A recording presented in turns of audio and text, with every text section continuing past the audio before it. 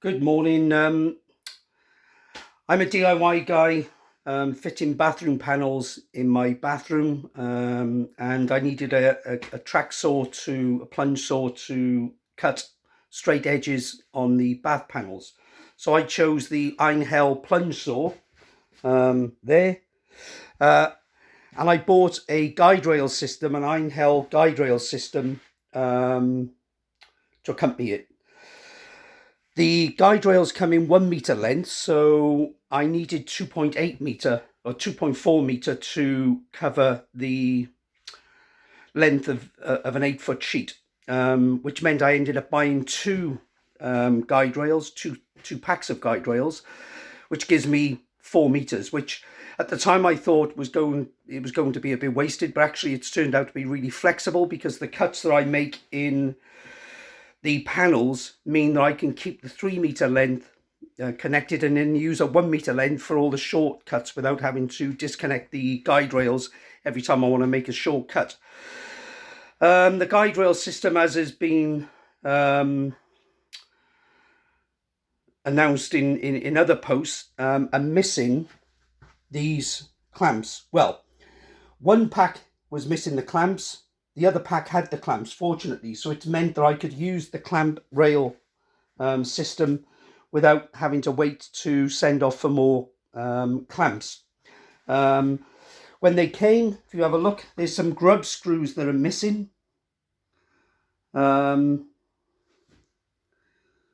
These actually hold the guide rails together when you connect them.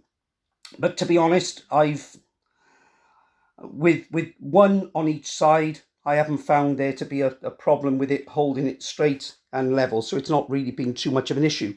Comments that I've seen online is that when you first use the plunge saw with the track rail, that the plunge saw rips out the rubber edging on the guide rail. Some people have complained about that, but actually if you read the instructions, it says that is a deliberate design feature so that your saw, when you use it with your guide rail for the first time, will rip out the rubber edge so that you end up with a perfectly straight edge that is specific to your saw. I suppose every saw is slightly different by fractions of a millimeter, so it means that you do tear out the rubber edge. Now, I've torn out the edges for the long lengths I wanted to use, and now I'm going to use my 1 meter length for the first time. So I'm going to show you how I set up the saw and tear out this black edging strip here. Now this side is used for 45-degree cuts. I've not used any of them, so I haven't set that and cut out that, but I guess the principle is exactly the same. So you see this black edge here. That's what we're going to cut out. So all I've done is set this up on some scrap wood, because obviously I'm going to go deeper than the rubber edge. I haven't clamped it because you don't need to for such a short length. I'm just going to put that on there because my aim is to trim out the edge of the black edge there.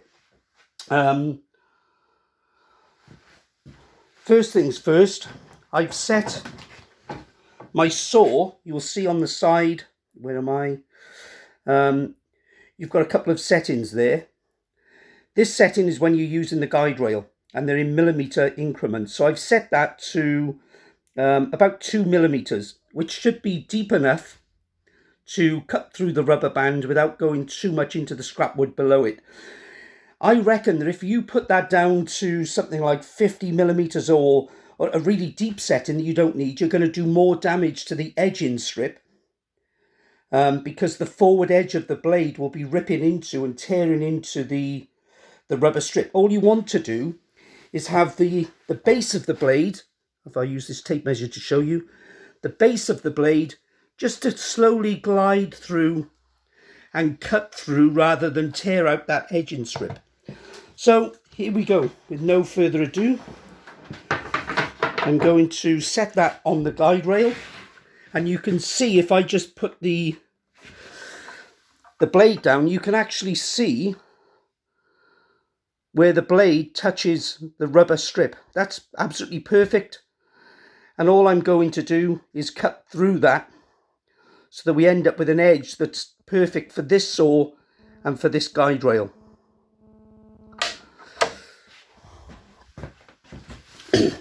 Oops. Just getting the dust extractor. Where's my mask? For those of you thinking of cutting boards and MDF without using a mask, believe me, it's not the best thing to do. So I've ended up coughing, spluttering, dust in my eyes, etc., etc. So now I'm a dedicated dust mask, and I wear protection wearer. Oh, there we go. No different from going shopping. There we go. So here we go. I'm now going to one-handed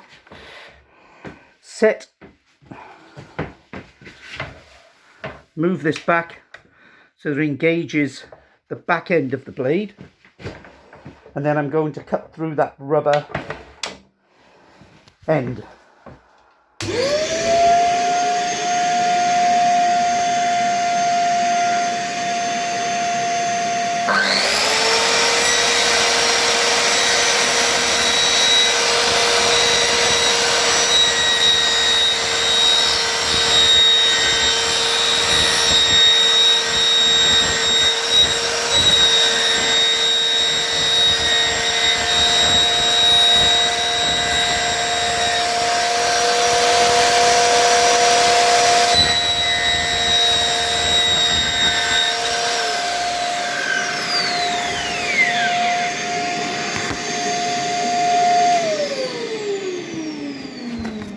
Now, as you can see, 2mm wasn't quite cutting it, and I think that's because I'm doing it on a makeshift board between a sawhorse and a cabinet, and there's probably a little bow in the middle.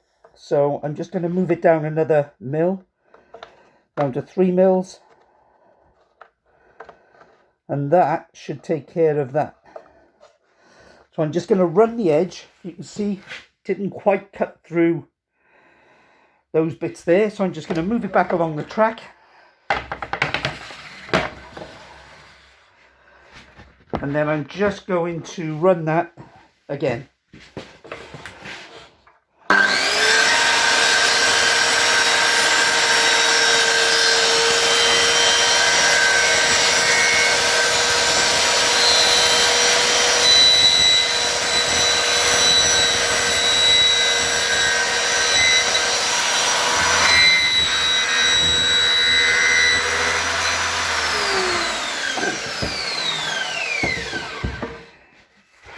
Now, it's not the easiest thing to do one-handed, but as you can see there, I've now cut down that strip. So it's literally, if I can get it against a white background, that strip now has been trimmed for my saw. I dare say on other people's Einhell saws, it might be out by a fraction of a millimetre, but it's a design feature so that you deliberately break that down and cut it down to your saw. Again, like I said, I've used 2mm and 3mm. The bare minimum you can get away to cut that down, the less damage you're going to do to that. I dare say if I had that on 50 mils, the forward edge of the blade would just be ripping chunks out of this rubber strip. Anyway, that's enough from me. I've got work to do. Take care.